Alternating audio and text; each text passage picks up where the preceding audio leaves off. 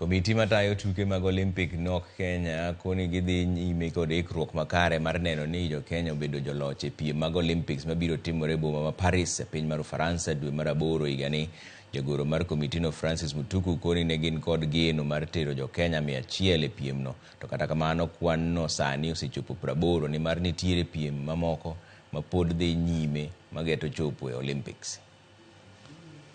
Seamlessly, and we want opportunity. This is the second time. Experience was at least get to start from the village and then be cut out for law or profit because of the. We'll be able to assure our members of parliament that preparations have been going on, but also told them that in future we need more funding to be able to prepare them much early. We've been able to say that we've made all the logistical arrangements of Team Kenya to participate, and if they were to go to Paris tomorrow, everything will be in place, making sure that we give them team the pride that is required and that is necessary.